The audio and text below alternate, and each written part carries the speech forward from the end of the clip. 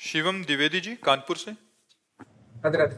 राधे राधे महाराज जी। महाराज जी, आजकल निंदा और दोष दर्शन होना मानव जीवन की एक सामान्य दिनचर्या बन गई है। प्रतिक्षण निंदा दोष दर्शन किसी ना किसी में होता ही रहता है। महाराज जी, कई संतों आपके श्रीमुख से सुना है और मानस की भी छुपाई है। कलिकल एक पुनीत प्रतापा, मानस पुण्य हो ही नहीं पापा। कलयुग में मानसिक पाप का दंड नहीं मिलता, तो क्या महाराज जी निंदा और दोष दर्शन मानसिक पाप है? लेकिन रुक ही नहीं पाओगे ना। वाणी के जो मन में आएगा वो वाणी में आ जाएगा। इतना संयम थोड़ी है मन की बात को काट सके। मन में आया तो वाणी में आ जाए, वाणी में आया तो अपराध लागू हो गया। तो हम एक कथा सुनाया करते हैं कि ब्रह्मा जी के 4 पुत्र हैं। सतयुग, त्रेता, द्वापर और कलयुग है तो सबई, ये भी 4 पुत्र हैं। तो सतयुग को कहा कि हमने नरक की व्यवस्था की है, बनाया है, तो अपने राज्य में ऐसा करना कि तुम सात्विक प्रवृत्ति के हो, तो सात्विक प्रवृत्ति वाला नरक नहीं जाता, स्वर्ग जाता है। तो बोले कुछ ऐसा करना जिससे नरक खाली न रहे। तो उनका इस आज्ञा का पालन हमारे राज्य में नहीं हो सकता है। सतयुग में कोई नरक नहीं जाएगा। त्रेता से कहा तो त्रेता ने कहा हम बड़े भाई का अनुगमन करेंगे। जैसे सतयुग में कोई नरक नहीं जाएगा, ऐसे त्रेता में कोई बिरला ऐसे अनुगमन माने मैं चलने की कोशिश करूंगा पीछा। द्वापर से कहा तो द्वापर ने कहा आपकी आज्ञा का पालन करने का 100% प्रयास करेंगे। जब कलयुग से कहा तो कलयुग ने कहा जैसे बड़े भाई ने कहा हमारे राज्य में सतयुग में कोई नरक नहीं जाएगा, ऐसे हम 100% प्रयास करेंगे कि आपका नरक हाउसफुल रहे, कोई स्वर्ग या वैकुंठ न जा पावे। तो एक कलयुग है, युग धर्म का प्रभाव है। झूठ बोलना एक बातचीत रह गई। पहले लोग डरते थे कि मैं झूठ बोलूंगा पाप लग जाएगा। नहीं, असत्य सम पातक पुंजा, झूठ बोलने के बराबर कोई पाप नहीं है। लेकिन क्या माना जा रहा है? झूठे ही लेना, झूठे ही देना, झूठे ही भोजन, झूठ चबेना। बोले आओ कुछ खा लो, बोले नहीं पाया है, और बिल्कुल पाए नहीं है, लेकिन बोल के आ रहे हैं। बोले हम आपसे मिलना चाहते, कहाँ हो? बोले इस समय तो मैं आगरे में हूं। 1 सेकंड में झूठ बोल देते। ले, झूठ बोलना आज कोई पाप नहीं माना जा रहा। किसी की निंदा करने से कोई डर नहीं रहा। तो ऐसे ही हमारे इस कलयुग में ऐसा नहीं है कि सब दोस्त दर्शन करने वाले हैं। सैकड़ों श्रद्धालु हैं। तो अब संख्या तो नहीं कि बता सकते, लेकिन कुछ अश्रद्धालु भी हैं। तो जो अश्रद्धालु हैं उनकी संख्या ज्यादा है, जो श्रद्धालु हैं उनकी संख्या कम है। माया के दिन रात, ज्ञान अज्ञान, निंदा स्तुति, मान अपमान, ये द्वंद्व धर्म है। तो ये सदैव अपना प्रभाव दिखाते रहते हैं। इन्हीं के प्रभाव से बचने के लिए नाम जप, सदग्रंथों का स्वाध्याय, जो गुरुजनों की वाणी है उसका मनन पठन, इसी से हम बच सकते हैं और कोई उपाय नहीं है।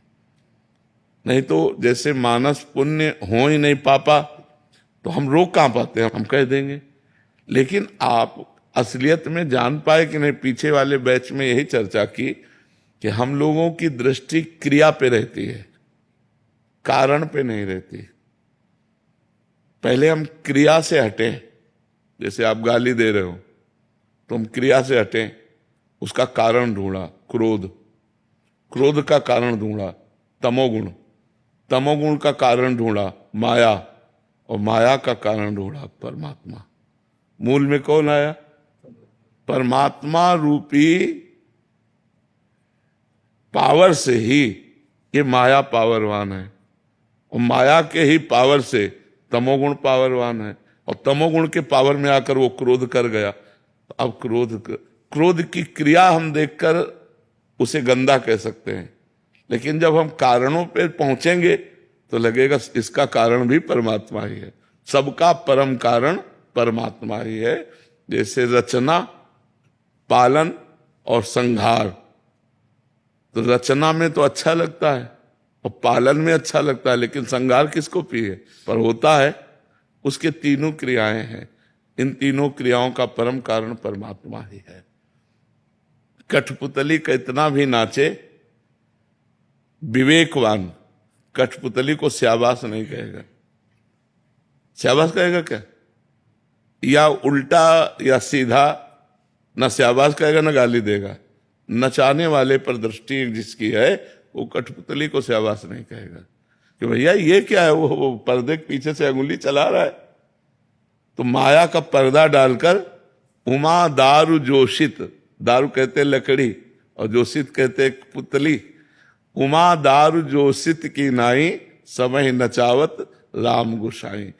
कठपुतली की तरह पूरा संसार उनकी माया की डोरी में बंधा हुआ नाच रहा है। अगर इससे नाचने से बचना है तो मामे वे प्रपद्यंते माया में ताम तरंति थे, भगवान की शरण में हो जाए, भगवान का नाम जप करे तो माया मुक्त हो जाए। पक्की बात समझो। इसलिए खूब नाम जप करो, भगवान का आश्रय ले लो। किसके दोष वर्णन करें तो हम दूसरे को क्या बोले? हमारा सफेद हो और दूसरे के काले रजिस्टर भरे हो तो लगे कि संसार में, लेकिन जब सच्चाई की बात अगर पूछी जाए ईमानदारी से, तो इतने सब लोग बैठे हो, कोई बता सकते हो कि आपसे गलती नहीं हुई? अगर हम ईमानदारी से पूछे, वृंदावन धाम में बैठे तो सबसे गलती होती है, नहीं होती? तो जब हमारे अंदर गलती है और उससे गलती हो रही है तो हमें लौटना चाहिए। बुरा जो देखन मैं चला, बुरा न मिलिया कोई, जो दिल खोजू आपनो तो मुझसे बुरा ना।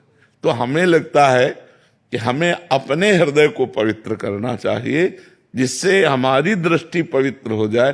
देखो गोस्वामी जी की दृष्टि पवित्र हुई तुलसीदास जी महाराज की, तो क्या कह रहे हैं?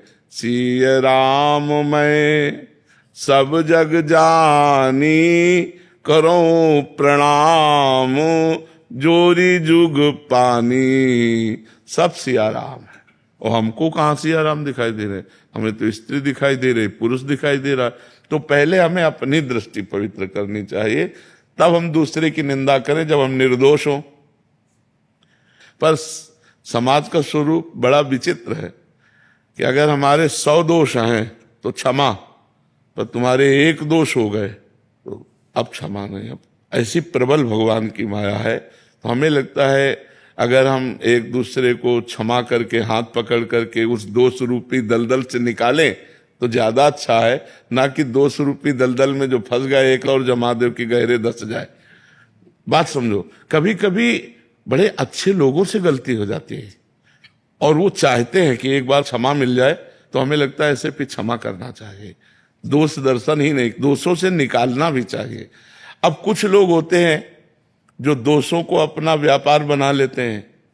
दोष करना क्षमा मांगना, दोष करना क्षमा मांगना, वो तो बात अलग है। लेकिन कई बार ऐसे निर्दोष लोग भी होते हैं जिनसे दोष बन जाते हैं, पक्का दिखाई दे रहा कि दोष दर्शन है, पर उनको अगर क्षमा कर दिया जाए तो निर्दोष हो जाएंगे।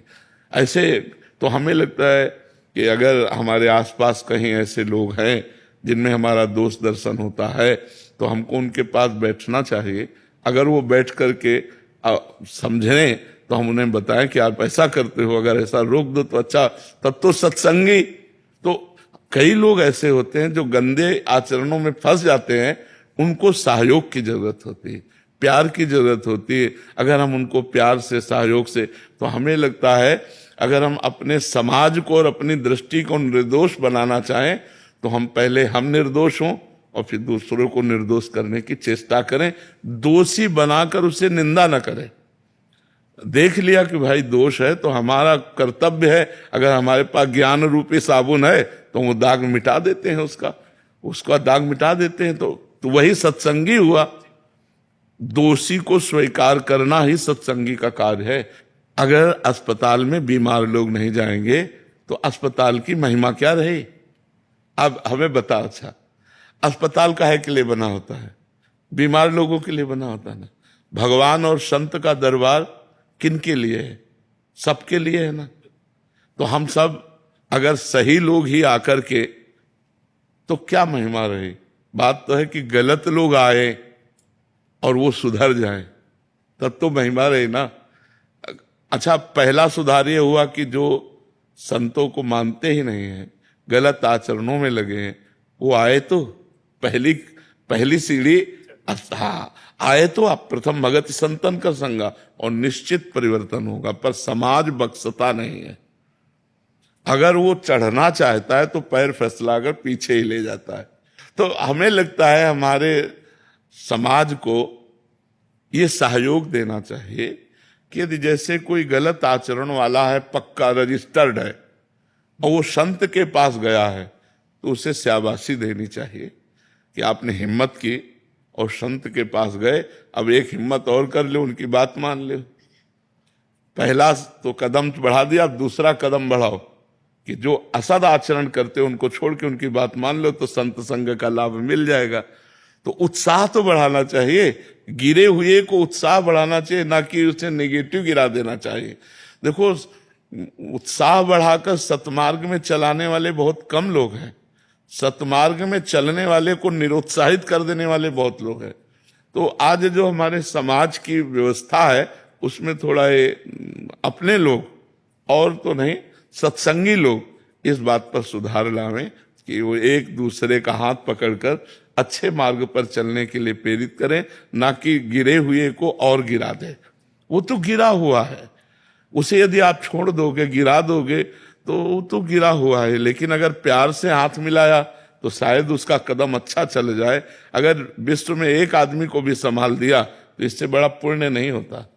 मान लो आप दान पुण्य सब कर रहे हैं, लेकिन एक आदमी को गलत आचरण से बचाकर अच्छे मार्ग में रख दिया, इससे बड़ा पुण्य नहीं होता। सबसे बड़ा पुण्य है किसी एक व्यक्ति को जो गलत राह पे जा रहा है उसे सही राह पर ले आना, ये सबसे बड़ी बात होती है।